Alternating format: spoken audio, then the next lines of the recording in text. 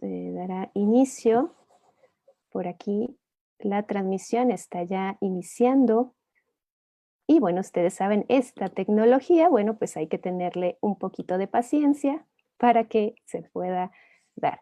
Entonces, ya lo estamos transmitiendo en este momento, en vivo, en directo, a través de Guadalajara por la Paz, a través de la página del maestro Víctor Sánchez.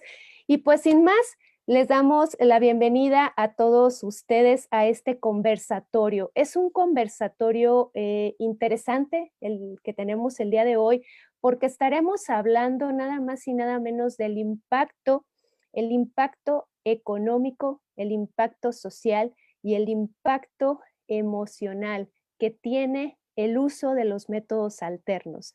El día de hoy, este conversatorio estará pues como un gran invitado el doctor Guillermo Cepeda Lecuona, quien es el director general del Instituto de Justicia Alternativa y es quien nos va a hablar de este tema. Decirles que este evento es llegado y llega a todos ustedes gracias al Ayuntamiento General, al Ayuntamiento de lo que viene a ser el Ayuntamiento de Guadalajara y a través de su Secretaría General, quien, bueno, pues maestro Víctor Sánchez hace posible estos eventos, hace posible que hoy estemos reunidos. Decirles también que está involucrado el eje de educación emocional y bueno, pues vamos a dar inicio. En este momento ya está con nosotros el doctor Guillermo Cepeda, está el maestro Víctor Sánchez presente, está también con nosotros el doctor Blas. Y para dar inicio, quiero ceder la voz al maestro Víctor Sánchez, quien nos dará su mensaje en este momento y nos hará la presentación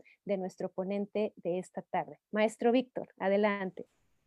Muchas gracias a todas y todos. Gracias por darse la oportunidad esta tarde de escuchar pues, a uno de nuestros personajes más importantes del estado de Jalisco y con trascendencia, por supuesto, en el país, como lo es el doctor Guillermo Raúl Cepeda Lecuona.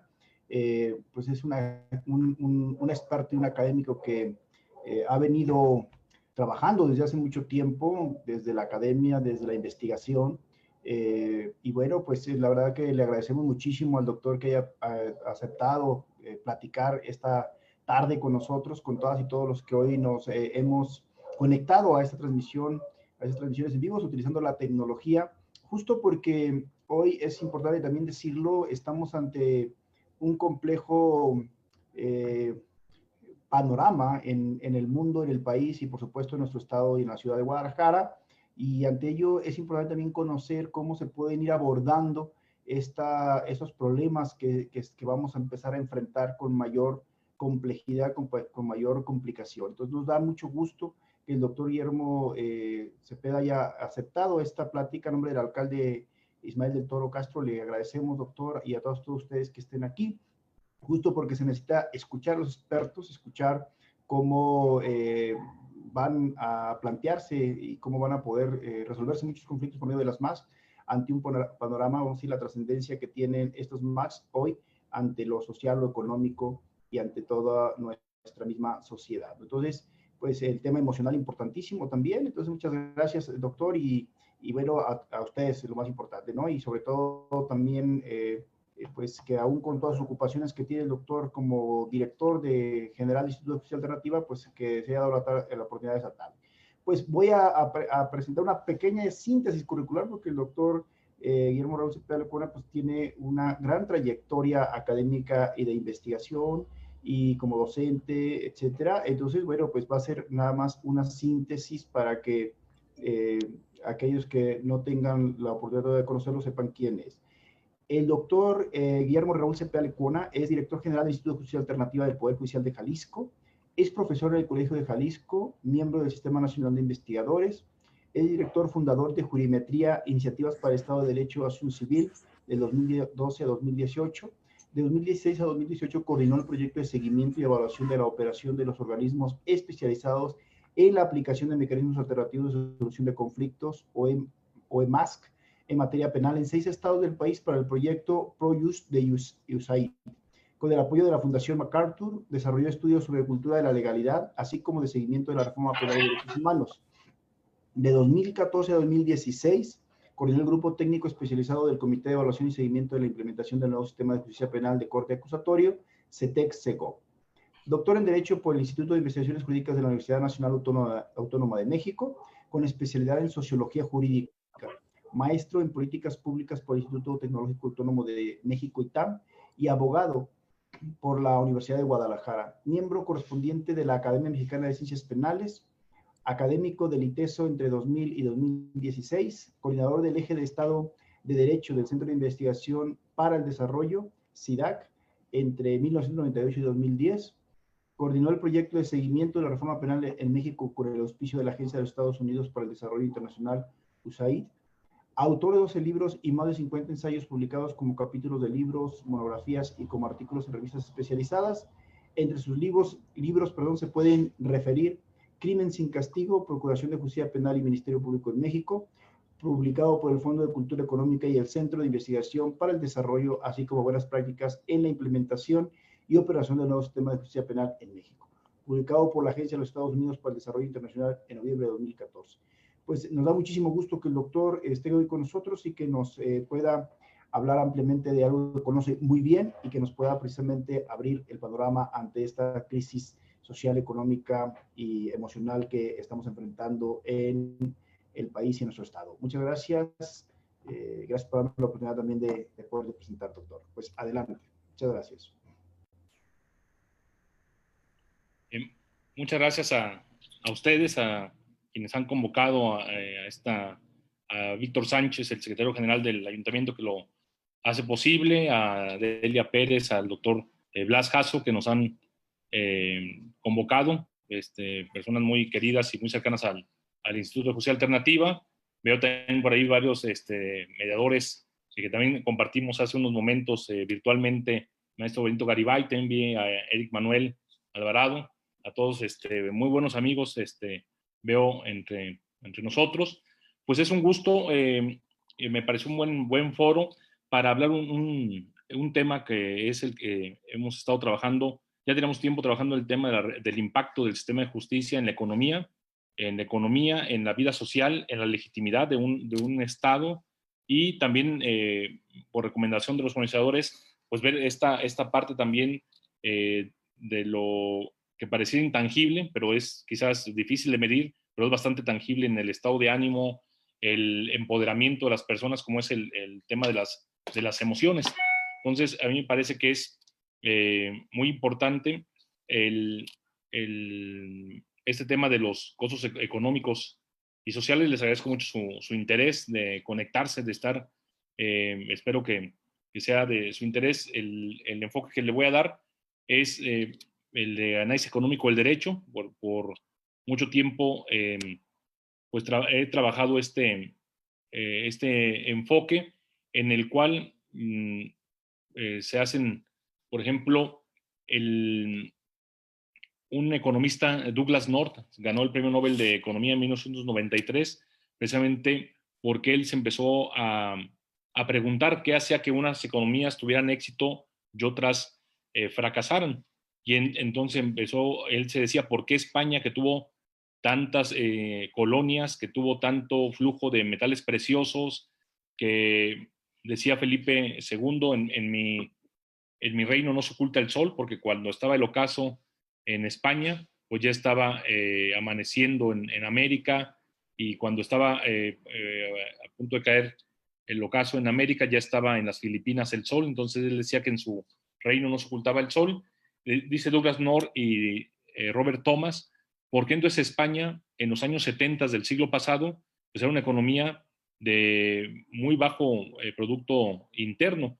De hecho, México en aquel entonces tenía más Producto Interno Bruto per cápita que la propia España en los años de 1974, 1976, y ellos se preguntaban esto. Y en cambio otros países que tuvieron menos colonias, como Bélgica, como Holanda, Inglaterra, tenían mucho mejor desarrollo económico. Entonces ellos empezaron a poner en primer lugar la relevancia de las instituciones. Entonces se da que muchas veces las instituciones son las que determinan qué tan próspera o no es una sociedad. Dice, incluso cito a Douglas North y Robert Thomas, dice, el punto crucial de nuestra argumentación, de este libro que se llama El surgimiento de la economía occidental, que habla después de la Edad Media y hasta entre 1500 y 1700, cómo fue la humanidad en cuanto a la economía. Señalan ellos, las diferencias en las metas que alcanzaron las economías de Europa Occidental entre 1500 y 1700 se debieron principalmente a la naturaleza de los derechos de propiedad que crearon las nacientes estados como respuesta a sus continuas crisis fiscales. Y ellos, por ejemplo, analizan cuando España entró, los Habsburgo la gobernaron por un golpe de estado genético, diría Juan María Alponte, ya que pues, los herederos del príncipe de Aragón, del rey de Aragón y de la reina de Castilla, Isabel y Fernando, pues el heredero natural era su hijo Juan, y pues al fallecer el poder recayó en Juana, su hija Juana, casada con, creo que era Felipe el Hermoso, y fueron los papás de Carlos I de España, Carlos V de Alemania. Entonces, hicieron una alianza con los Habsburgo y a su segunda hija la casaron con un Habsburgo, y al morir su primogénito, pues el reino acabó estando en manos de los Habsburgo a través de, pues ya de Carlos I. Entonces, en las guerras de sucesión que tenían defendiendo a sus parientes Habsburgo en Alemania, España se convirtió en el bolsillo roto de Europa. Entonces, todo el dinero, todo el oro que llegaba de las colonias se fue hacia las guerras de los Habsburgo.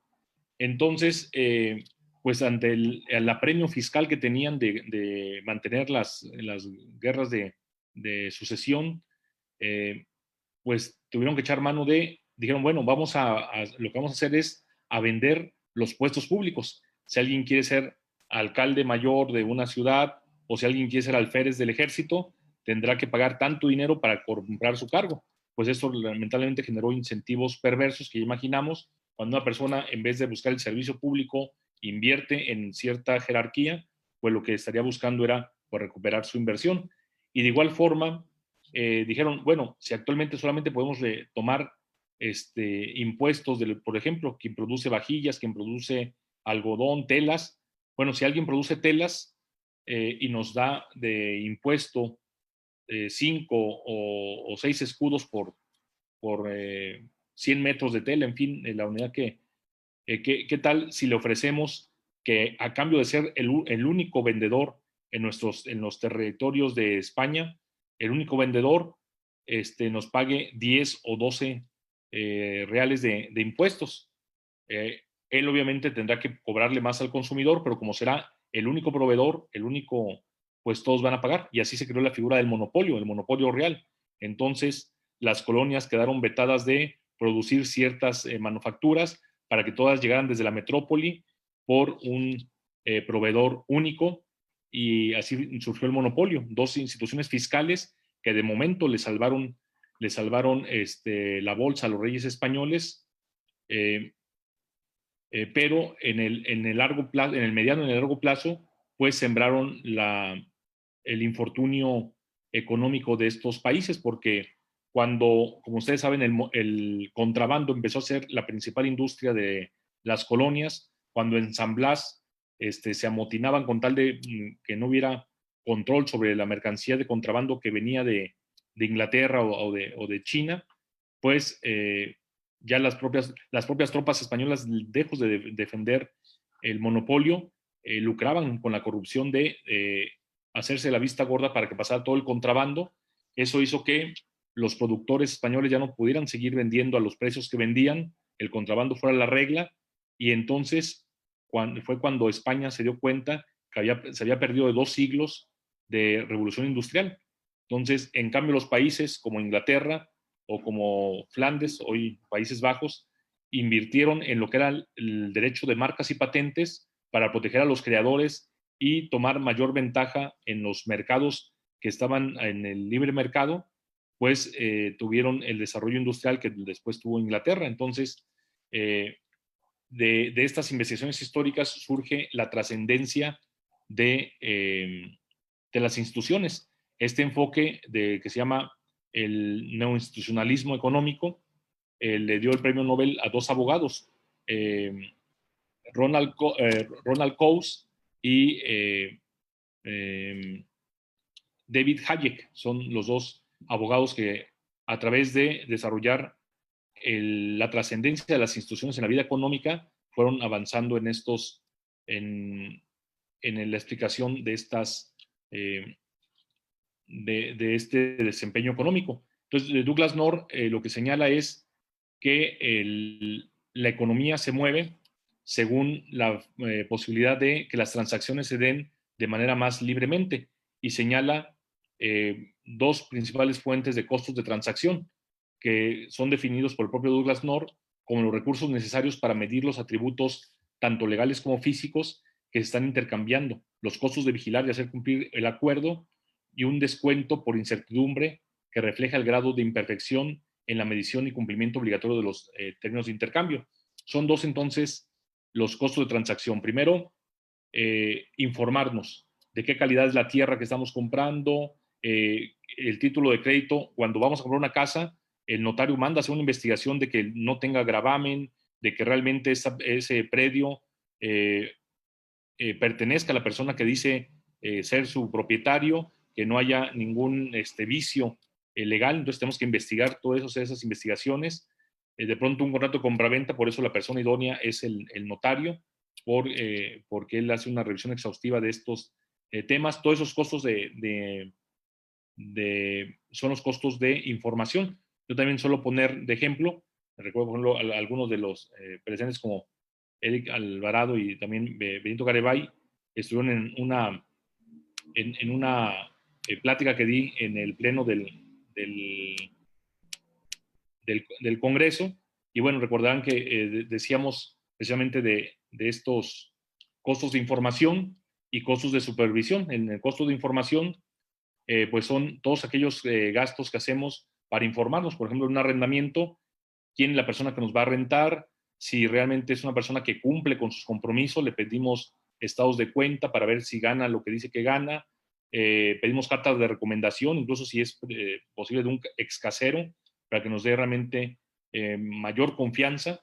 Todos estos costos de información los asumimos, y después vienen los costos de supervisión o cumplimiento, es decir, si llega él a no pagarme la renta, o si llega el plazo de cerrar el contrato y no me quiere volver la casa, ¿cuánto me va a llevar él recuperar mi bien?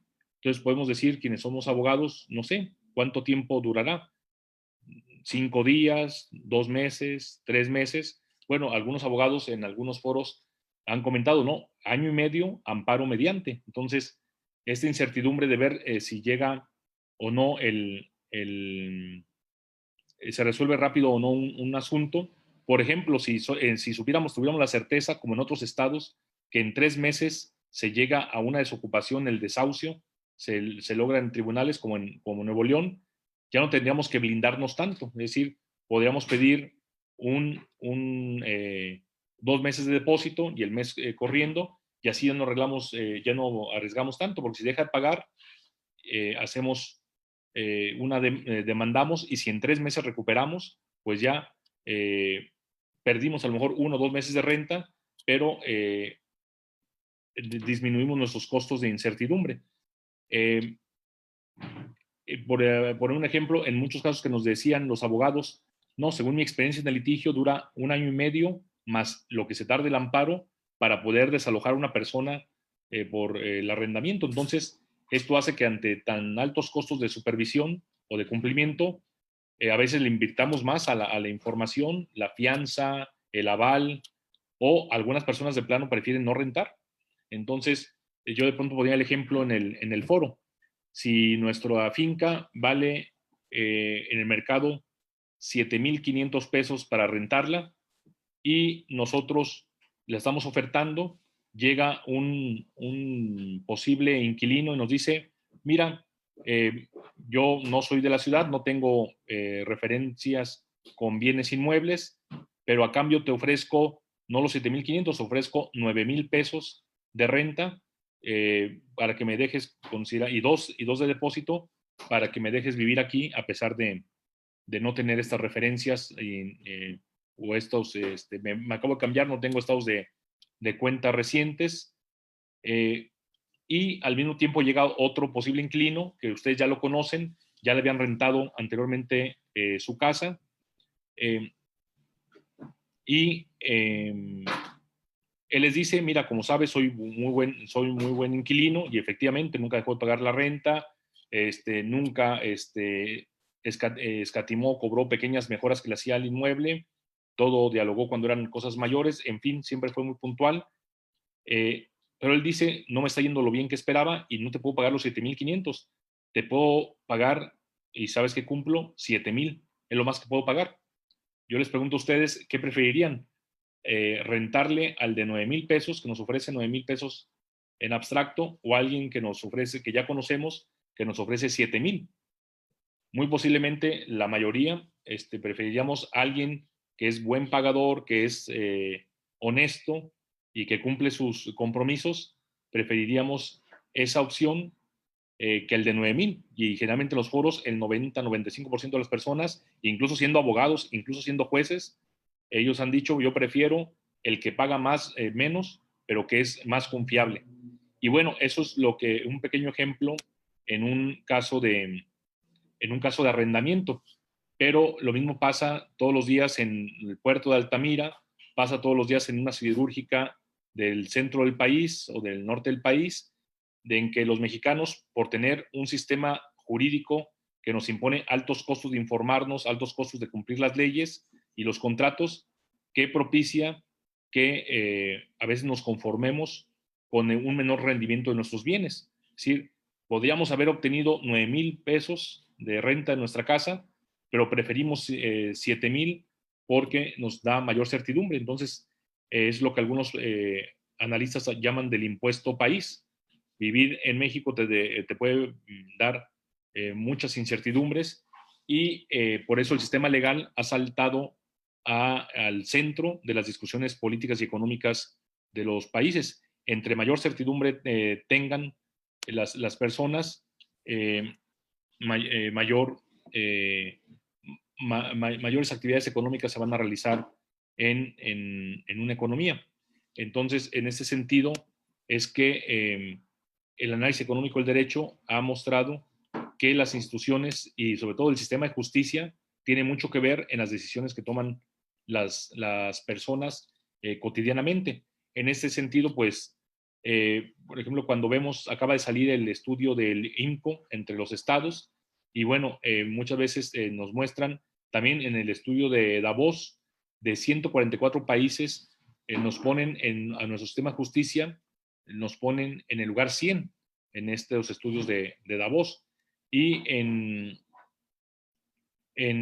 los estudios del Instituto Mexicano para la Competitividad, también nos salimos muy bien librados como Estado en cuanto al tema tanto de violencia, que sabemos pues es un problema muy grave, pero también en el tema de cumplimiento de contratos. El estudio de Doing Business del Banco Mundial establece que un asunto mercantil en Jalisco tarda en resolverse en primera instancia solamente 367 días. Entonces aquí viene el costo asociado del país. Y bueno, cuando hay alta incertidumbre, empieza a haber oportunismo. Es decir, si hay mucha incertidumbre, las personas prefieren maximizar sus ganancias hoy porque saben que el día de mañana no es 100% seguro que vayan a poder hacer sus transacciones, y prefieren a veces abusar de sus clientes, incumplir sus normas o sus convenios, porque saben que pues es muy difícil hacérselos cumplir.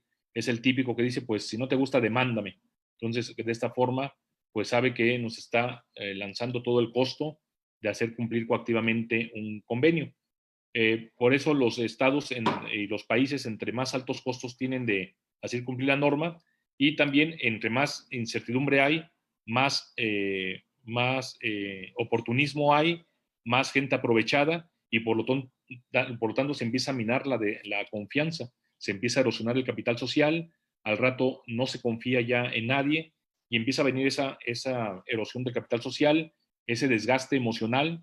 Dice los psicólogos, y aquí bueno, están muy buenos psicólogos que me podrán corregir, pero señalan que muchas veces la ira la acción violenta suele provenir del sentimiento de haber sido tratado de manera injusta. Entonces, muchas veces toda esta injusticia social que se endosa en también una injusticia muchas veces legal, muchas veces también estalla en violencia. Los estudiosos, los antropólogos, se inquietaban mucho de ver cuando el huracán Stam se estacionó por algunas horas en Cancún, haciendo pues estragos en esa bahía, y después hubo motines, iban personas, irrumpieron en centros comerciales, y lo que le llamaba la atención a los antropólogos no era solo que se robaran las pantallas de plasma, que no son obviamente necesarias para sobrevivir. Sería comprensible que la gente tomara víveres, que tomara, pero no, se llevaban pantallas, y no era solamente eso, se robaban una pantalla y rompían tres. Entonces lo que ellos analizaban es todo el rencor social, todo ese sentimiento de desigualdad que en un momento de desesperación aflora y se vuelca en estas medidas o en estas acciones sumamente violentas. Es por eso que cualquier medida que ayude a restablecer la paz o ayude a cerrar la brecha de desigualdad es muy provechosa para la armonía social, para el menor desgaste emocional de las partes de las personas en una sociedad, y dimensionándolo todo en el sistema de justicia. Es aquí donde podemos, con este contexto de instituciones, pues comenzar a conversar sobre lo importante que es el sistema de justicia, porque es donde recae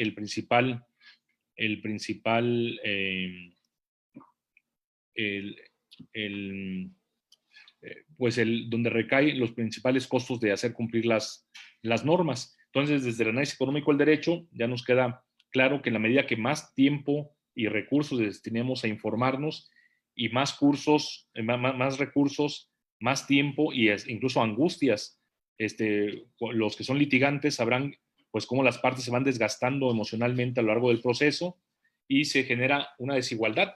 Lamentablemente, una de mis hipótesis de trabajo como académico que he estado investigando los últimos años es que el sistema legal mexicano no solo no atempera las desigualdades entre los mexicanos, sino que las exacerba, porque genera que se haga lo que llama John Elster la justicia según San Mateo, que a los que tienen se les dará más, y a los que tienen poco, incluso eso poco que tienen, se les quitará. Cuando se entra en contacto con las instituciones, la persona que tiene mayores recursos tiene una mayor posibilidad de ganar en un proceso judicial. Aquí también les voy a compartir parte de esta presentación. Y bueno, Folmar Gessner, que estudió los tribunales mexicanos en los años 70, y alumnos suyos como Héctor Fix Fierro, que en paz descanse, acaba de fallecer hace mes y medio, pues ratificaban que las clases medias están jurídicamente más organizadas, existen grandes capas de la población rural y de los habitantes de zonas urbanas marginadas, los que internamente se arreglan por medio de relaciones de intercambio, y los que en caso de conflicto fuera de la propia clase social siempre son los perdedores por falta de posibilidades verdaderas de acceso a los instrumentos jurídicos o de otra clase para la defensa de sus intereses. Incluso él decía, si tú estás peleando contra una persona de un decil superior, automáticamente por ese solo hecho tienes 95% probabilidades de perder. Entonces, estas desigualdades se va abriendo la brecha entre los que poco o nada tienen y los que tienen más.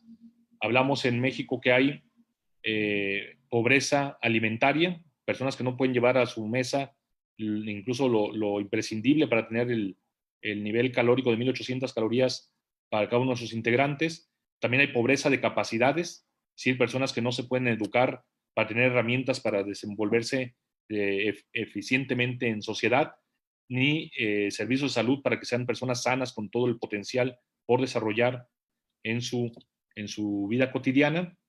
Pero también hay pobreza institucional, y lamentablemente quizás alrededor del 35% de los mexicanos están en pobreza institucional. Son personas que no pueden darse el lujo de dejar de trabajar medio día para ir a gestionar un acta de nacimiento. Son personas que no pueden darse el lujo de tomarse medio día para ir a hacer un trámite con cualquier autoridad municipal o estatal, y mucho menos para llevar un proceso judicial. Entonces, a este tipo de personas la brecha se va abriendo porque no, siempre tienen que tolerar muchas veces injusticias, muchas veces tienen ignorancia de sus propios derechos, y es cuando se han empezado a idear qué mecanismos podrían mejorar el acceso de esas personas a la justicia y en general el acceso a las instituciones.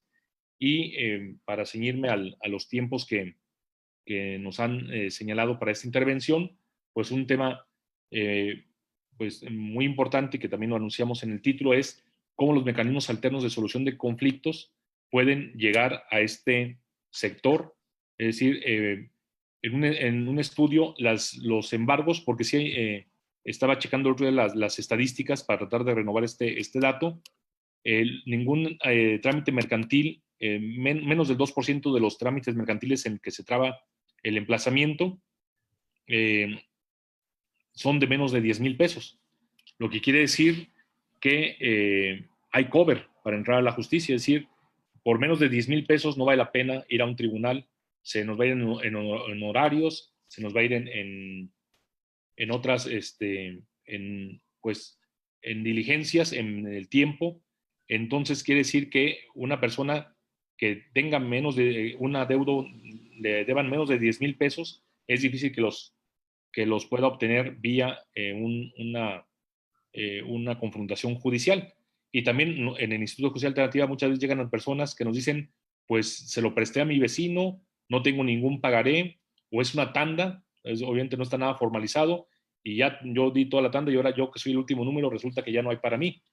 Entonces, ese tipo de pequeñas deudas de 350 pesos, 500 pesos, se pueden hacer a través de los mecanismos alternos de solución de conflictos. Entonces, nosotros bajamos el umbral de la justicia, y las dos fuentes principales de costos del proceso son los honorarios de los abogados y la duración del proceso, que también la duración también es un tema fundamental. Por ejemplo, no es lo mismo una persona, un empresario, que en un conflicto judicial está arriesgando el 1 o 2% de su patrimonio, que un obrero o un trabajador que en un proceso judicial está arriesgando el 60, 70 o 80% de su patrimonio. Entonces, la persona que tiene más dinero se puede dar el lujo de esperar, se puede dar el lujo de vámonos al amparo, porque no depende de ese recurso para seguir su actividad económica. El obrero, que sí tiene que pedir permisos en su trabajo para estar viendo las audiencias, tiene que a veces que llegar a un mal arreglo en las propias instancias judiciales. Ahora, los mecanismos alternos de solución de conflictos permiten una brecha en todos sentidos. Baja el umbral de la justicia, puedes ir a reclamar por una deuda mínima, o incluso por una deuda moral. Muchas veces, muchos casos, como ustedes saben, se resuelve con una disculpa, pero no la vamos a tramitar vía civil, con una acción civil. Es más fácil a través de una convocatoria de un centro de mediación. Entonces, bajamos el umbral, se reducen sustantivamente los costos de honorarios de los abogados, y nuestro promedio de resolución de conflictos del 2019 fue de 26 días. De 26 días, lo que representa pues una reducción muy sustancial de los costos. Y muy importante, en el tema emocional, sabemos que las partes se ven desgastadas de manera emocional. Incluso en el punto extremo de este análisis, en un estudio que hicimos sobre prisión preventiva en México, la tasa de homicidios en las cárceles de México, como ustedes saben, estar preso en Nuevo León o en Tamaulipas el día de hoy implica un riesgo de muerte 5 veces superior de una persona que viva en una de las colonias más peligrosas de Acapulco. Así de grave están los índices de violencia en las prisiones, y también las tasas de suicidio son el doble que las personas en libertad, y las personas en proceso, es decir, las que están en prisión preventiva, tienen hasta 3 veces más alta la tasa de suicidios, porque se desesperan, la mayoría de ellos nunca se ven enfrentados al primer proceso penal, caen en estados de depresión, les frustra no poder estar más al tanto de cómo va su defensa, de que pasen los días, las semanas y no avance su situación. Esto también lo hemos visto, desde luego, afortunadamente menos magnificado, en personas que están en un proceso judicial. Basta leer la novela del proceso de Kafka y ver cómo es la angustia permanente de la persona que muchas veces se le juzga en un lenguaje técnico. Si llegamos y le queremos dar la buena noticia a nuestro cliente que ya contestó la demanda, nuestra contraparte, decimos, ya contestó la demanda, ya se trabó la litis, es probable que nos diga, no, abogado, pues destrábela porque me urge, ¿no? Es decir, cuando hablamos con términos técnicos, o eso, cuando llega una persona a un tribunal, a un juzgado de distrito, dice, oiga, mi inquilino ya había perdido el caso y ahora resulta que se amparó y que no le puedo todavía quitar de la posesión de la casa porque se amparó. Y dice el oficial del juzgado, entiendo, usted es el tercero perjudicado. No, no, no, yo soy el primer perjudicado, ¿no? Es decir, cuando hablamos con tecnicismos, pues muchas veces las personas no nos van a entender, entonces es muy desgastante emocionalmente para las partes enfrentarse a, un proceso prolongado, incierto, porque muchas veces siempre los abogados a veces nos dan garantías, pero la mayor parte siempre dicen que hay un factor de incertidumbre en los tribunales. Se nos está, de pronto uno dice, oye, se me ocurre tal evidencia, pero el abogado que sabe cuál es la prueba idónea o que sabe cuál es el instrumento más adecuado, ignora lo que nosotros le proponemos y eso hace que tengamos pues un malestar y una insatisfacción, una frustración. Entonces, todo este desgaste emocional que a quienes son litigantes les consta cómo se va dando, y más en materia como la familiar. No sé si vieron ustedes la película de Historia de un matrimonio, que salió en Netflix el año pasado, y en esa, si recuerdan ustedes, los padres del niño, es un problema de divorcio, pues están de acuerdo en de alguna forma resolver, llevan una buena relación entre ellos, pero en cuanto entran al sistema legal, los abogados litigantes, siempre esperando lo mejor, pero preparándose para lo peor, con estrategias legales van polarizando el conflicto, de tal suerte que acaban ellos pues, muy, muy molestos entre ellos. Uno de ellos tiene que empeñar hipotecar su casa para llevar adelante los gastos del proceso. Uno le llega a desear la muerte al otro de tanto que se va polarizando el conflicto, porque se da este desgaste emocional. Muchas veces el proceso ordinario se hace que se vaya estirando y polarizando los sentimientos y las emociones de las partes. Entonces, la mediación nos ayuda en todos los frentes. Baja el umbral de la justicia, podemos ir por menores montos. Los mediadores reciben estas competencias muy específicas de escucha activa, de comunicación asertiva, y logran hacer esa magia que tienen los mediadores, que es la alquimia de las emociones. Es decir, toman personas que vienen muy molestas, desentrañan, desmadejan el conflicto, permiten que se expresen, y eso empodera mucho a las partes. Eso baja el empoderamiento, quizás sea el mayor saldo emocional que tiene la mediación, porque las partes se expresan en su propio idioma y dicen, oye, yo pienso tal cosa. Por ejemplo, recientemente tuvimos un caso en materia laboral que el patrón nos decía, mira, esta persona sí tiene 15 años trabajando conmigo, se equivocó, tomó dinero, defraudó a mi empresa y se va a tener que ir. Pero yo 15 años me sirvió con lealtad, fue muy buen empleado, entonces yo sí le quiero dar una indemnización sustantiva, sí se va a ir de mi empresa, pero mi abogado me dice que no le puedo ofrecer más de 7,000, 10,000 pesos, porque sería reconocer cierta antigüedad y que él entonces me pudiera pedir más.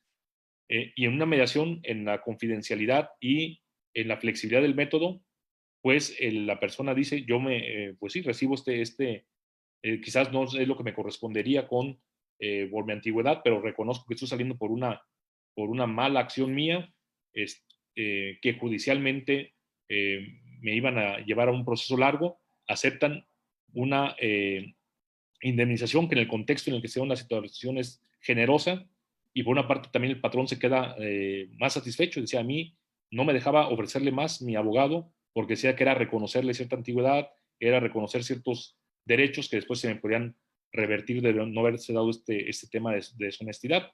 Entonces, este tipo de cuestiones, cuando las partes de viva voz dan su punto de vista y de común acuerdo llegan pues a consensos, pues empodera mucho a las partes. Y bueno, una de las claves es que el 30% de los usuarios de Lija vienen recomendados de otro usuario, es decir, se da este efecto multiplicador. Entonces, los mecanismos de solución de conflictos, que ya muchas veces dicen que no deben ser alternos porque porque todavía hace 4 décadas se decía que era para descongestionar a los juzgados. Hoy se ha demostrado que es una metodología mucho mejor para abordar de manera integral los conflictos entre las personas, que no solamente se queda en los intereses jurídicos, sino que va a las necesidades emocionales. Y en materia familiar, muchos de sus mediadores aquí no nos dejarán mentir, que pues muchas veces, incluso el 7% de los divorcios que se plantean mientras la justicia alternativa todavía se dan una segunda oportunidad. Entonces, habla de que se trabaja con las emociones en cuanto la otra parte se ve reconocida. En la demanda pone la señora, tiene año y medio que no me da dinero, es un irresponsable. Y cuando llega el esposo ya a una mediación, dice, ¿por qué dices eso? Si nunca te he dejado de dar, si hasta vivo con mis papás, porque para no generar más gastos y que a ustedes no les falte nada. Y ella cara a cara le dice, no, la verdad es que eso lo puso el abogado porque así te podemos secuestrar el 40% de tu ingreso mientras se aclara o no se aclara. Entonces, cuando él dice, no, reconozco que eres un gran proveedor, nuestro matrimonio no funcionó, pero tú eres un gran proveedor, y él también dice, bueno, tú eres una buena... Entonces ya empieza a ver levanta la cara. Empieza a ver ya empieza a haber un acercamiento, y cuando la otra parte ve validada su argumento, automáticamente se despresuriza ese conflicto y se llega a mejor disposición para llegar a un arreglo. Entonces, la justicia alternativa, la solución de conflictos, logra resolver de asuntos, baja el umbral de la justicia, reduce los costos de honorarios de abogados e incluso, como saben, no es necesario ir con un abogado para recibir servicios de mediación, y también el tiempo se acorta de manera muy sustantiva. También la flexibilidad hace que si no pueden en cierta hora, se les modifica la sesión, y tenemos en ese sentido, yo creo que es un gran aporte a reducir los costos de acceso a la justicia, de reducir la desigualdad, de reducir la violencia, porque como decíamos, todo asunto no resuelto en etapas tempranas escala hacia niveles de mayor violencia. Una investigación que se hizo en Morelia mostró que el 84% de las víctimas de homicidio intencional en la ciudad de Morelia, 6 meses antes de su fallecimiento, tuvieron algún caso abierto en la justicia cívica. ¿Sí? Era gente que había escandalizado, que había bebido en la vía pública, es decir, ya había dado muestras de que andaba en círculos de violencia. Si hubiera sido atajado realmente como era el modelo de justicia cívica, le da a la justicia alternativa, que además el mediador no solo resuelve conflictos, detecta vulnerabilidades, y entonces hubiera sido canalizado un área de deshabituación a drogas, hubiera sido canalizado un área de apoyo para conseguir un trabajo, como ahora lo hacemos con algunos convenios que tenemos con asociaciones del sistema de asistencia social en Jalisco, pues se puede cambiar el destino de las personas. Yo cada vez estoy más convencido que la mediación cambia vidas. Nos ha tocado ver ahí casos, el otro día llegó sin entrar obviamente en detalles por la confidencialidad, iba yo saliendo ya del instituto y vi que un carro se le cerró al otro, creí que era un incidente vial, pero empecé a escuchar a un niño que lloraba y decía, ya no, ya no, ya no, y era un menor en el que los papás, uno de ellos, su abogado le había aconsejado que no fuera a la mediación, y ahí estaban viendo lo de la custodia, y ahí se lo trató de quitar, ya saliendo del instituto, a la mamá. 2 mediadores empezaron a intervenir, entraron al recinto, me quedé preocupado, vimos que el personal de seguridad estuvo atento y me hablaron a las 2 horas que ya había celebrado una mediación, que el viernes iban a firmar. Un papá vivía en una ciudad, el otro en otra, y habían llegado a un buen acuerdo de cómo compartir la custodia del niño. Iban a firmar al día siguiente ya un convenio, y ese día se habían ido a comer juntos los tres. Y esto pues fue conmovedor para quien hubiera visto el punto de partida de la mediación, que fue el estarse arrebatando al niño junto a un taxi. Entonces, realmente el ver que ese caso llegó a un buen puerto, cuando en otra instancia se hubiera criminalizado por la violencia del quererse llevar al niño, demuestra que la mediación cambia vidas, y esta alquimia emocional que se hace provocó que me conmoviera mucho el saber que esa familia se había ido a comer juntas a las pocas horas de haber tenido este altercado. Entonces, en ese sentido, en el tema emocional, en el tema de violencia, es un gran aporte de los mecanismos de solución de conflictos con esta metodología. En materia laboral, ya va a ser imprescindible que antes de empezar una acción se exhiba que se agotó la conciliación o el intento de conciliación o mediación. Estamos luchando porque sea profesional, como se hace en los mecanismos alternos en Jalisco, que sea una instancia profesional, que no sean, como a veces acaban siendo las audiencias, meramente de papel, de que traen acuerdo, ¿no? Se acaba la audiencia conciliatoria. La Constitución de Jalisco de 1824 ya señalaba: no se aceptará demanda civil si previamente no se agotó el recurso de la conciliación. También estuvo en la Constitución Federal del 24, y ambos abrevaron en la Constitución de Cádiz. E incluso el Estatuto Provisional del Imperio de Iturbide, que lo redactó un jalisciense, por cierto, Toribio González. Ahí se establecía un principio legal en el estatuto, es decir, a nivel constitucional, que ahora es un criterio ético de los mediadores. Es si el que hace la mediación, la conciliación, es abogado, automáticamente está impedido para que, si ese caso no se resuelve y se va a juicio, él no puede ser abogado de ninguna de las dos partes, para acreditar realmente este principio de imparcialidad.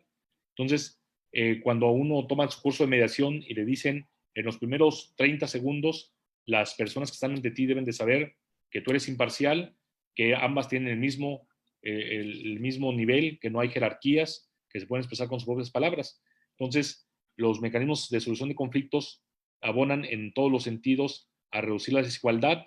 Obviamente, ahora con la pandemia tenemos más instrumentos. Hemos hecho 192 mediaciones, ya sea en línea o por medios como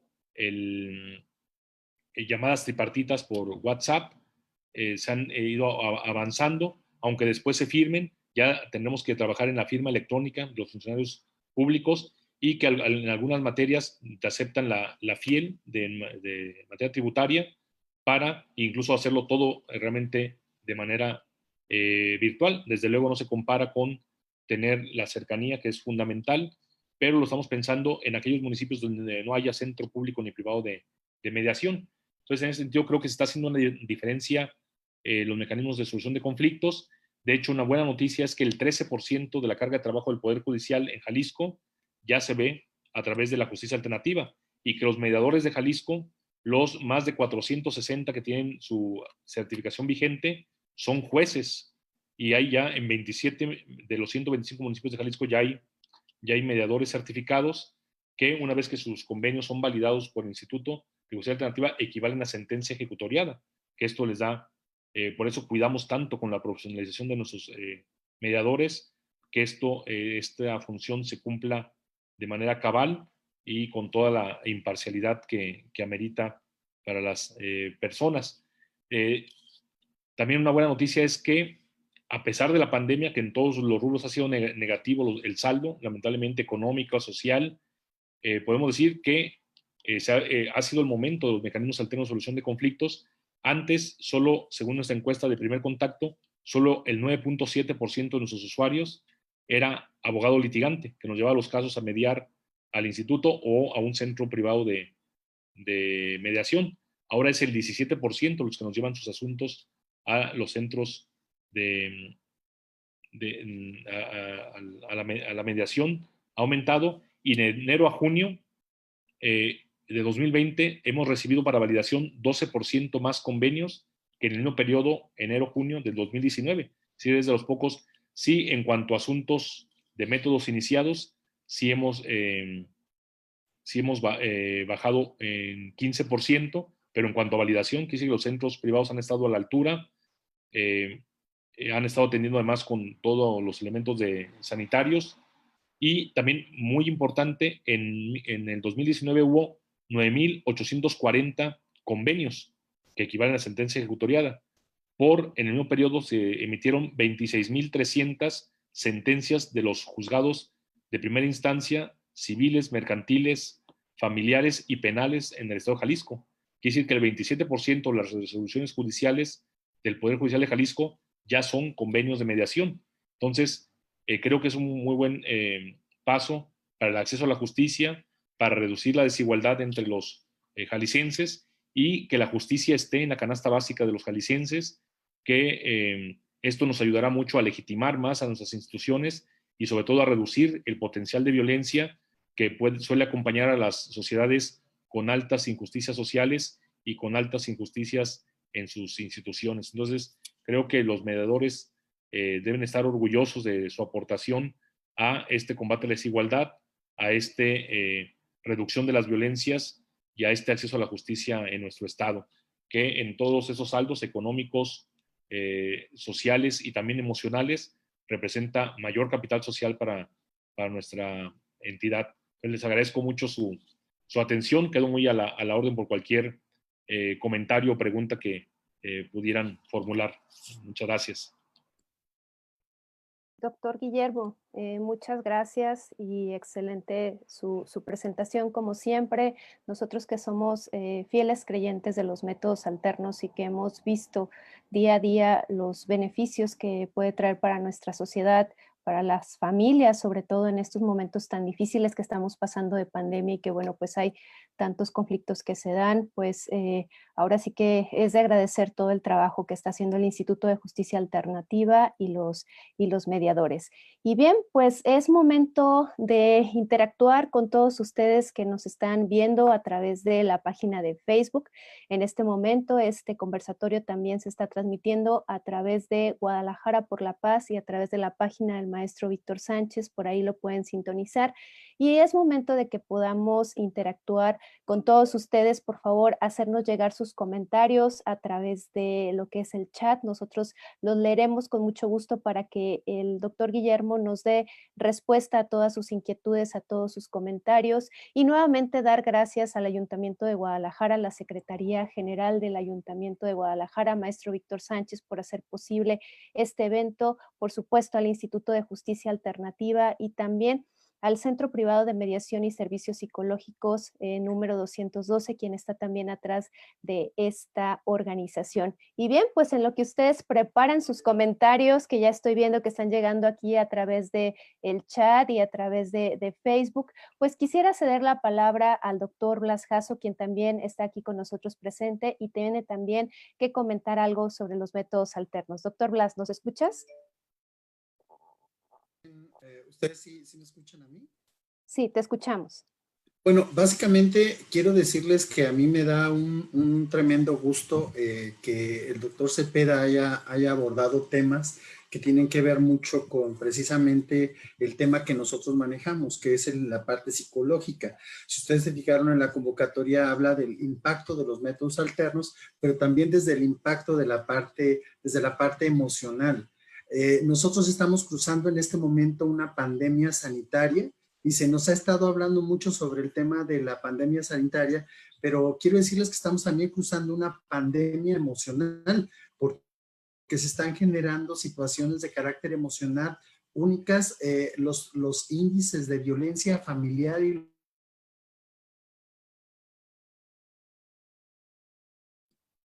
en este momento parece que ya no escuchamos al doctor Blas. En este momento donde él está, bueno, pues está cayendo una buena tormenta. Entonces, bueno, pues tenemos parte de esta situación de la señal y en lo que él retoma Y quiero leer algunas preguntas, doctor Guillermo, que tenemos aquí ya, además de que déjeme decirle que tenemos saludos de varios lugares de la República, de Guerrero, del Estado de México, tenemos de Yucatán, de Chihuahua. Muchas personas, doctor Guillermo, nos están dejando felicitaciones para usted.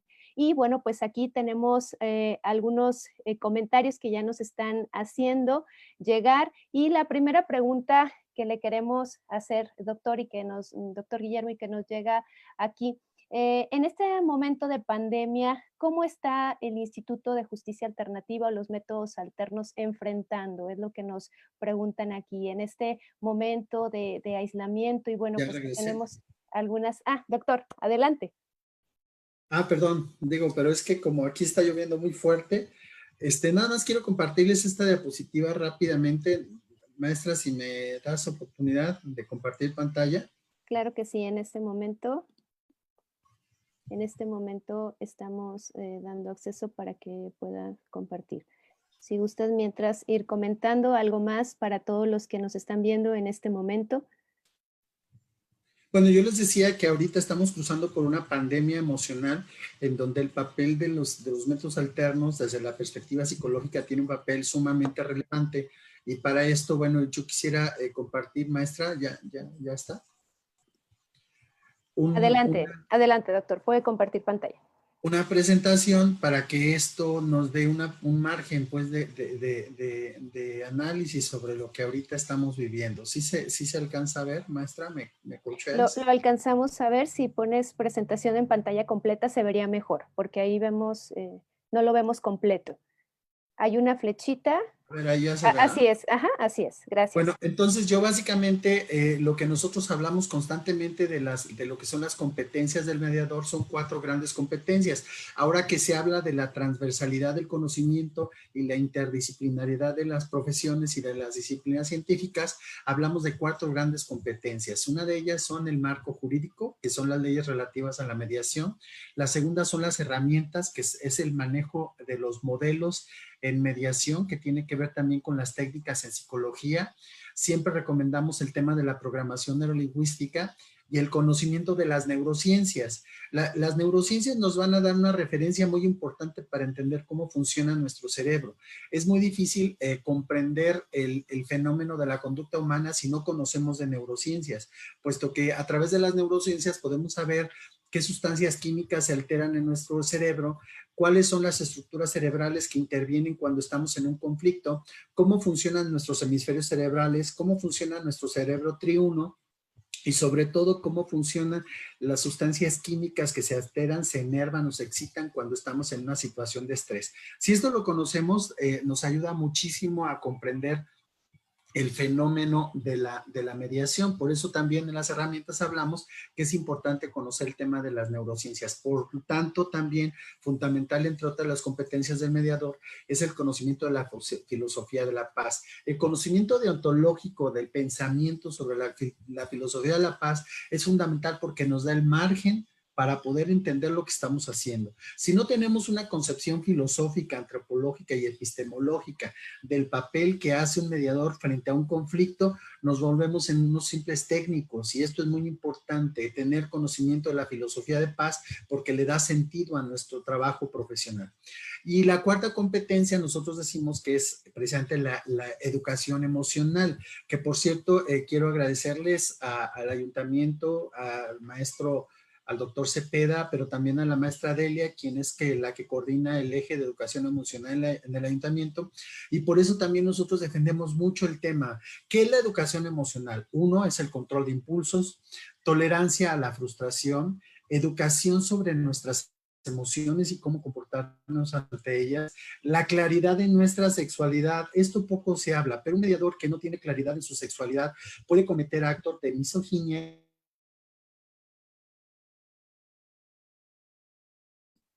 En este momento dejamos de escucharte, doctor. Creo que algo volvió a aparecer por ahí en su señal. Hay que tener mucho cuidado en ello.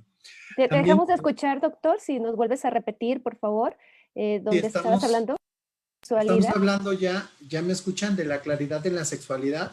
Sí. Que la persona debe tener el mediador tiene que tener una claridad en su sexualidad muy determinada, porque si no tiene claridad va a cometer actos de misoginia y va a cometer actos de homofobia, o incluso puede generar actos de transferencia cuando está frente a una situación de una persona que tiene una orientación diferente a la tuya. Por eso en la educación emocional es importante que tenga manejo también de su sexualidad clara. Siguiente, el autoconocimiento y el autoconcepto. Una persona que no tiene determinadas sus límites de personalidad va a estar transfiriendo sus problemas hacia la otra persona. Probablemente esto no lo sientan muy relevante, pero cuando ya vengan las consecuencias jurídicas porque el mediador no fue imparcial y no fue objetivo, ahí es donde nos vamos a dar cuenta de lo importante de estas herramientas que hay que tener el mediador.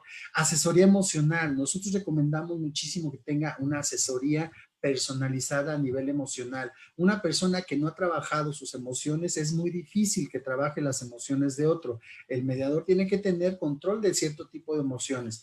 Por ejemplo, tener resuelta su figura paterna, su figura materna, tener muchos problemas resueltos incluso a nivel de su pareja. El manejo de la transferencia es esto. En psicología, la transferencia y la contratransferencia es una persona que no tiene dominio de ciertas emociones va a estar contestando y va a generar un problema más severo porque no tiene ese control. Y sobre todo que tenga manejo de la empatía. Cuando hablamos de empatía es que pueda comprender lo que está pasando con la otra persona sin interpretarla. Y por último, que tenga apertura intelectual. En una de las competencias del mediador, la apertura intelectual le permite incorporar ideologías que probablemente él no esté de acuerdo. Imagínate si tienes dos personas que tienen dos ideologías o dos religiones encontradas y tú estás en contra de esas religiones y tú vas a decir, no, lo correcto es esto, pues entonces ya dejas de ser una persona imparcial. Y entonces ahí ya caemos a otro tipo de situaciones jurídicas porque la imparcialidad del mediador es fundamental. Entonces, bueno, en estas competencias nosotros hablamos constantemente en los cursos. Precisamente yo les quiero decir que le reconozco mucho al maestro Cepeda, al doctor Cepeda, que hable de lo emocional, porque precisamente los abogados ahora tendrán que meterse al terreno de las emociones, así como los psicólogos nos tendremos que meter al terreno de los abogados. Entonces ya estamos hablando de la transversalidad del conocimiento y la integración de diferentes disciplinas. Entonces en esto también es fundamental la parte emocional, como precisamente bien la toca el director Cepeda. Yo quiero agradecerles a todos los asistentes y quiero agradecerle al maestro Víctor, maestro Cepeda, su apertura, y como Centro Privado 212, pues estaremos manejando una serie de conferencias y talleres relativas a las habilidades del mediador y sus competencias. Muchas gracias. Buenas tardes. Gracias, doctor Blas, por tu intervención. Y bueno, doctor Cepeda, teníamos la primera pregunta para usted. Le comentaba y tenemos varios comentarios y varias preguntas, pero una de ellas, ¿cómo está enfrentando en este momento el instituto con este tema de la pandemia? Adelante, doctor, por favor. Sí, bueno, muchas gracias. Sí, Pásale, señora. Buenas tardes. ¿Cómo está? Les pedimos, por favor, a todos cerrar sus micrófonos. Por favor, cerrar sus micrófonos. Vamos a ahorita cerrar micrófonos, por favor, para todos. Doctor Blas, ¿nos puedes dejar de compartir pantalla, por favor, también? Para que podamos... gracias. Y adelante. Sí, muchas gracias. Sí, contamos que, pues sí, lamentablemente en esta pandemia, bueno, el área de validación nunca dejó de funcionar. Afortunadamente, nuestro modelo de gestión permite que desde casa los validadores siguieron. Hemos validado más de 1,800 convenios en este periodo. Vamos al día. Solo nos faltan 600 en los que tienen vista a la Procuraduría Social, pero que la Procuraduría Social nos ha dado, ha estado atenta, y en cuanto sea el primer día hábil nos va a enviar esas vistas que ya han estado trabajando en este periodo, pero en eso vamos al día. Sí, en la recepción de casos nuevos, sí duramos 2 semanas totalmente cerrados, y comenzamos, de pronto se dieron muchos casos que nos llamaban. Pusimos un teléfono de WhatsApp con atención ya actualmente de 9 a 3 de la tarde, y también con nuestro habitual conmutador, que es 33 31, con el 18 1880 0000 con 33 previamente. Ya hemos con 5 líneas, estamos dando orientación, y en algunos casos nos decían, oye, pues como se paró ahorita el negocio, no puedo pagar mi renta comercial de 25,000 pesos porque pues yo vendía alitas y cerveza y ahorita está cerrado. Entonces se pudieron hacer algunas, se contactaron vía telefónica, vía WhatsApp, se hicieron algunos mediaciones 192, ya sea de mediaciones en línea o por mecanismos virtuales como de llamada tripartita por el celular, por el WhatsApp. Y decíamos, en algunos casos se tuvo después que recabar los documentos, pero de momento, como saben ustedes, lo bueno es que los convenios empezaron a cumplir de inmediato, y la certeza fue inmediata, aunque después tuvieran que irse a verificar algunos documentos y tuvieran que validarse bien el convenio, tuviera que irse a firmar en físico, aunque con horario y con cita previa, para ser debidamente validado, pero sí ganamos al menos 6 semanas de certeza para esas personas que fueron atendidas en la tercera semana de la pandemia. Al llegar a la fase 3, ya con previa cita, tenemos algunas salas de mediación acondicionadas con el tema de sana distancia, con los acrílicos, tratando, y afortunadamente hasta el día de hoy no hemos tenido ni un solo compañero infectado en el instituto. Somos 185, gracias a Dios no ha habido ningún contagio. Ha habido 2, 3 compañeros que se han aislado porque familiares cercanos de ellos se enfermaron, pero afortunadamente no ha habido un contagio, entonces se han llevado los protocolos con mucha puntualidad. Entonces, sí, como decíamos, en validación incluso se han recibido más asuntos que en el mismo periodo del año pasado. Sí, en asuntos nuevos para mediar sí bajó en 15%, pero estamos recuperando ya el ritmo. Pero en ese sentido, también capacitación, se triplicaron las acciones de capacitación ya en línea. Tenemos mucho material en la página del Facebook y de Internet del Instituto de Justicia Alternativa del Poder Judicial. Tenemos ya muchas presentaciones, cápsulas hechas por nuestros profesionales, tanto en cultura de paz como en cómo manejar emocionalmente esta situación de enclaustramiento. Y también seguimos dando orientación virtual. Todos los procedimientos también de acreditación, certificación, siguen en marcha. Gracias, doctor Cepeda, por esta respuesta. Y también nos acompañan desde la Comisión de Derechos Humanos del Estado de Guerrero, y ellos nos preguntan, doctor, ¿qué pasa si existe, en este caso es el maestro Pedro Arrieta Benítez quien nos acompaña? Muchas gracias por estar desde Guerrero sintonizándonos. Y él nos dice, ¿qué pasa si existe el incumplimiento de alguna parte? ¿Se insiste en la obligación del cumplimiento? ¿Se reabre el caso judicialmente si fuera el caso? Es lo que nos pregunta el maestro Pedro. Bueno, si es en materia civil, mercantil, familiar, la ley es en ese sentido muy generosa. Por eso decía en la exposición, cuidamos mucho esta facultad, porque ya cuando se es validado un convenio en Jalisco, ya se tiene carácter de sentencia ejecutoriada. Entonces, si es en estas materias, porque él también comenta, pues, dado que es voluntario, sí, es voluntario ir, es voluntario participar y es voluntario firmar. Una vez que se llega a un acuerdo, ambas partes están de acuerdo, se sanciona, ya equivale a una sentencia ejecutoriada. Y entonces ya se va aquí en Jalisco a ejecutar. Hemos tenido muy buena disposición de los jueces, trabajamos mucho en unos lineamientos para allanar el camino a las ejecuciones forzosas de estos convenios. Sí, cuando es en tema, y también tanto la externa como la intrajudicial, con mayor razón, cuando también uno de los pasos que hemos dado en estos meses, en esta gestión, es que después de 8 años, ya por fin tenemos ya 9 años de existencia prácticamente el instituto, y apenas en enero del año pasado, en diciembre del año pasado, se nos dio un espacio físico, una oficina ya en Ciudad Judicial, y por acuerdo Consejo de la Judicatura, todas las audiencias de conciliación que por ley tienen que hacer los juzgados civiles y familiares las hacen mediadores certificados del IJA. Esto hizo que en tan solo enero y febrero de este año ya tuviéramos 89% más casos intrajudiciales resueltos que en todo el 2019.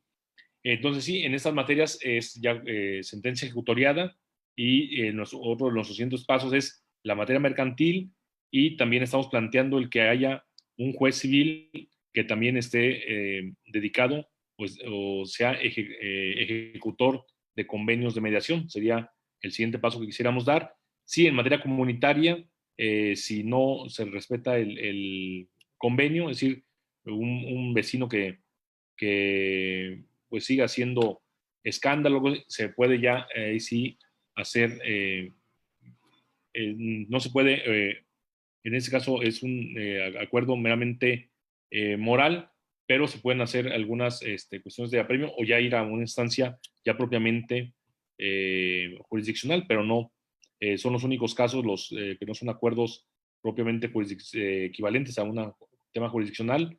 Todos los demás sí se pueden ejecutar coactivamente. Muchas gracias, doctor. Y aquí lo felicitan desde Chihuahua. También tenemos esta felicitación. Y bueno, pues también nos preguntan, ¿cuánto es el tiempo para agendar una cita en el Instituto de Justicia Alternativa? Sí, antes de la pandemia, el 7 de marzo, cuando sucedió, nuestro tiempo era de 2 semanas para dar la cita. En estos momentos, muchos están canalizando a los centros privados. También quiero reconocer que muchos de estos centros privados han hecho mucha acción pro bono, porque de pronto hay gente que dice, oye, no tengo WhatsApp, no tengo... Esas personas que a veces llegan a veces directamente al instituto, pues sí las programamos, pero actualmente estamos sacando el rezago que teníamos antes de marzo y sí se nos puede a 3 semanas cuando damos fecha. Pero también los 15 días que quedan de julio estamos recibiendo ya casos, también estamos programando en las salas de mediación de Ciudad Judicial, ahí también nos están prestando este espacio, en la Canaco también, entonces estamos aumentando ya nuestra capacidad. Antes teníamos 13 salas de mediación, ahora por los temas de sana distancia, donde teníamos 6 en nuestra sede central, solamente pudimos echar a funcionar 2, pero la de Canaco se volvió a echar a andar, y 3 de las 6 salas de mediación de Ciudad Judicial también ya están operando. Entonces, estamos recuperando. Y también reconozco a mis compañeros del Instituto de Justicia Alternativa que durante julio, que tradicionalmente había vacaciones en el Poder Judicial, no se van a tomar, se van a tomar de manera escalonada. Y también tenemos afortunadamente, el que mis compañeros el día de ayer, yo me retiré a las 7 de la noche del instituto, y todavía estaba la persona de recepción y le pregunté a qué se debía, y es que como estamos programando más sesiones de mediación, cuando van todos los citados, a veces hasta las 7 o pasadas las 7, están terminando la atención al público. Entonces, se está haciendo esfuerzos por el área de métodos para retomar el ritmo que teníamos, nuestras metas, la reingeniería de procesos que hemos logrado bajar. Antes eran a 2 meses y medio las citas, ahora son a 2 semanas, y también antes se tardan en validar 6 o 7 meses los convenios, ahora estamos entre 3 y 4 semanas para validarlos. Gracias, maestro. Gracias, doctor Cepeda. Y el doctor Blas me parece que tiene una pregunta también por ahí de nuestros asistentes, doctor.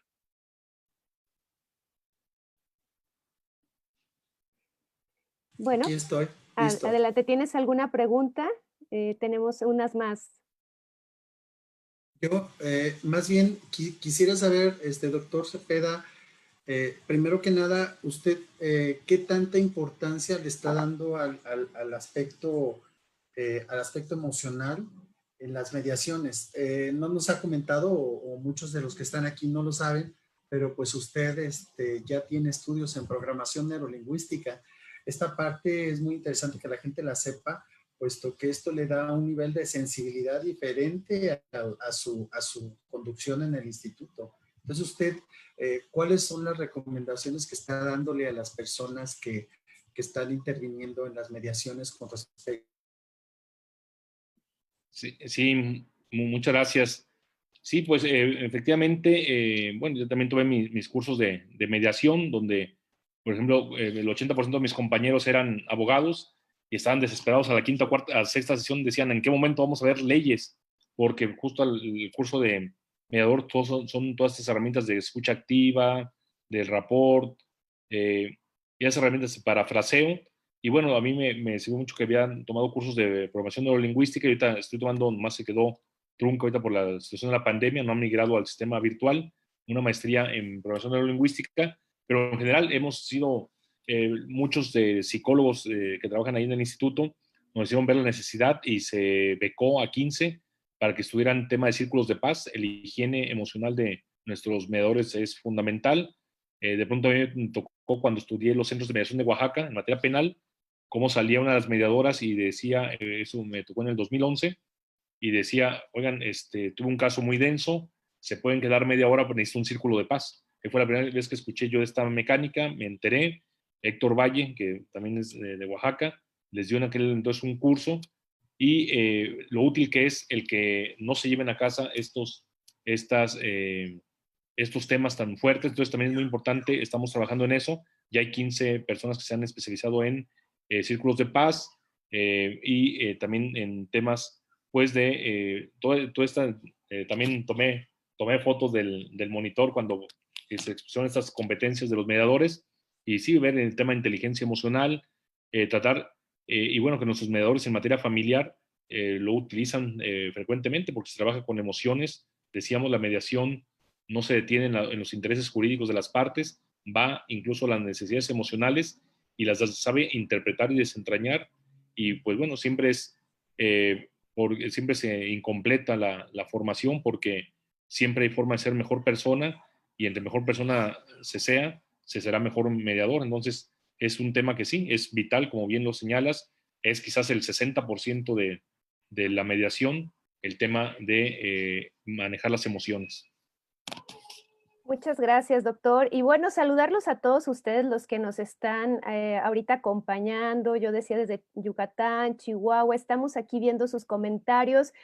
O por tiempo, el doctor Cepeda no podrá dar respuesta a todos. Sin embargo, decirles a ustedes que estamos aquí tomando nota de todos sus comentarios para hacérselos llegar al maestro y al doctor Cepeda, si pueden dejar algún correo para que, bueno, pues si desea el doctor ponerse en contacto. Doctor, usted al final le podemos pedir que les deje alguna página, algún correo para que quien desee se pueda contactar con usted. De una vez, si gusta usted darles algún número de contacto.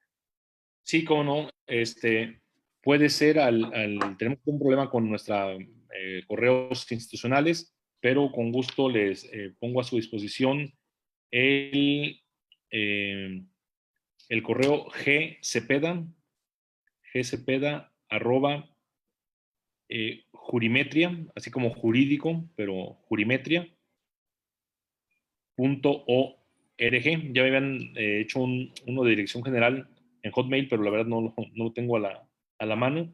Pero sí es gcepeda con z @jurimetria.org. Sería un correo, y con mucho gusto recibimos ahí. Aquí también estoy tomando nota de algunas preguntas, y sí, con mucho gusto las contestamos. Muchas gracias. Y bueno, pues muy brevemente nos quiere el maestro Benito Garibay, que se encuentra por ahí. ¿Tiene algo que comentar? Maestro Benito, ¿se encuentra por ahí?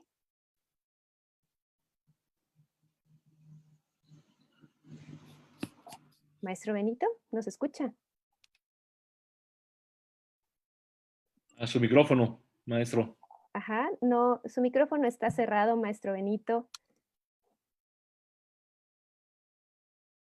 Maestro Benito, su micrófono, maestro, su micrófono. Ya está. Así es. Buenas tardes.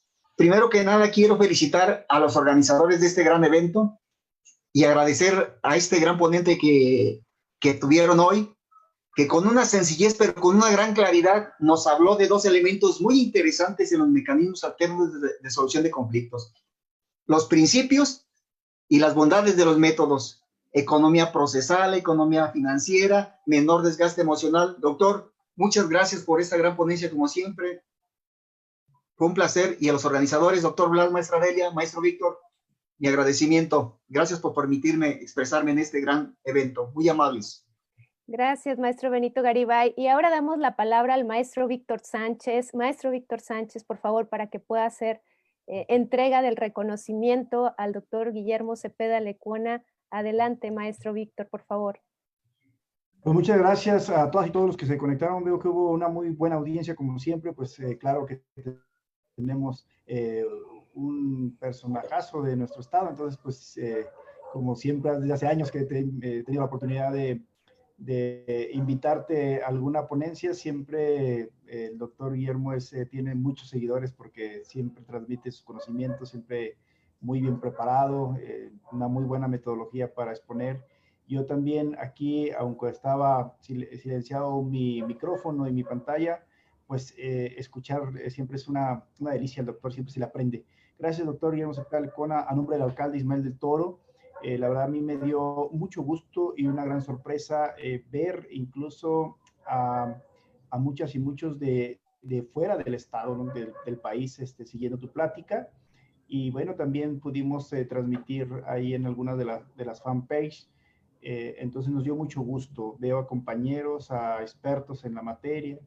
Pues aquí quedó ya la reflexión, quedó la tarea para que todas y todos trabajemos. A mí me da mucho gusto también lo que está haciendo en el Instituto de Justicia Alternativa, por medio de tu conducto, de tu dirección, por tu liderazgo, doctor.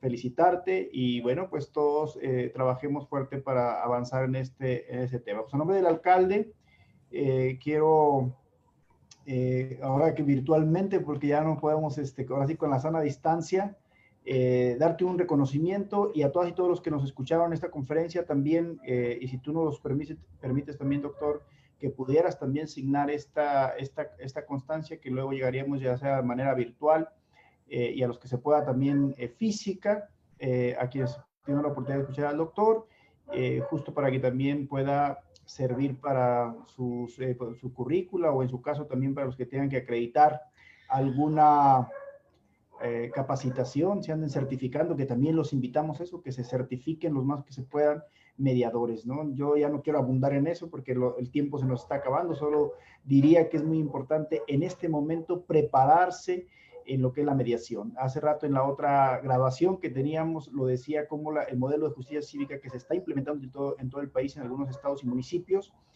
cobra una relevancia fundamental lo que es la mediación, incluso para el modelo policial.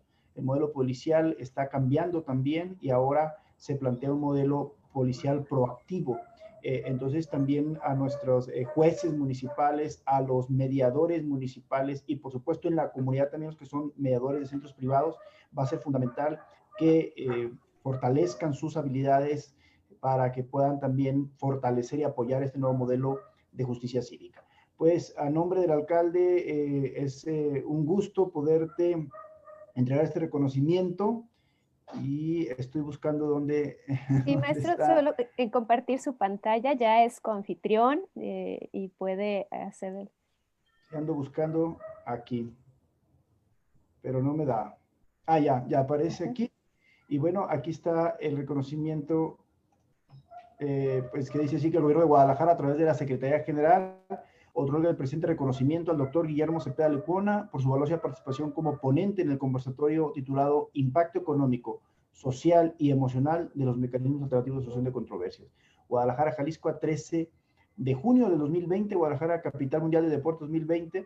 Justo estaba revisando cómo ha cambiado toda la pandemia, cómo hasta los mismos lemas se quedaron, bueno, una tristeza y a la vez una ironía. En Guadalajara tenemos pues eventos importantísimos a nivel mundial y ahora la pandemia nos ha tenido que hacer que los cancelemos, como es el maratón, el medio maratón, etcétera. Y bueno, pues hasta los logos quedaron un poquito como ironías para el destino, pero bueno, que sea una reflexión y que nos motive a seguir trabajando. Mi reconocimiento, como siempre, doctor, un abrazo desde el ayuntamiento, te reconocemos todo el trabajo y todo el impulso que nos estás dando, la coordinación que tenemos con ustedes como institución. Pues felicidades, enhorabuena por tu expertise y tus conocimientos. Muchas gracias a todas y todos. Voy a dejar de compartir, te hacemos llegar este reconocimiento y bueno, pues siendo las 8:31 de la tarde-noche, esperando una fuerte lluvia aquí, casi tormenta en Guadalajara, como ha sido costumbre los últimos días. Doy por considerada esta extraordinaria conferencia y plática del doctor Guillermo Cepeda Licona. Un abrazo a todas y todos que tuvieron la oportunidad de conectarse esta tarde y nos vemos pronto en más capacitaciones, talleres y demás. Un abrazo a todas y todos. Gracias. Muchas gracias a todas y a todos. Muchas gracias a todos. Gracias, doctor Guillermo, y gracias a todos los que estuvieron presentes. Muchas gracias, Delia. Doctor Blas, muchas gracias. Fuerte abrazo. Gracias. Un gusto. Maestro Eric Alvarado. Muchas gracias, como siempre. Saludos desde México. Bye. Gracias, maestro Benito, todos puros amigos ahí. Saludos para el maestro Benito. Gracias, Claro que maestro sí. Blas. Claro que sí. Claro que sí. Gracias, maestro Alvarado, por estar aquí. Saludos desde Tequila. Saludos, maestra Evangelina. Maestra Evangelina, no se ve claro lo del tequila, ¿eh? Muchas gracias, maestro Delia. Gracias, doctor Blas. Que estén muy bien. Muchas gracias. Gracias a todos. Hasta luego. Gracias, doctora Delia. Con mucho gusto. Gracias por acompañarnos. Estén atentos de los próximos eventos del Eje de Educación Emocional. Estaremos en contacto con ustedes. Gracias, maestra. Gracias. Gracias, coincidiremos pronto. Cuídense. Que estés muy bien.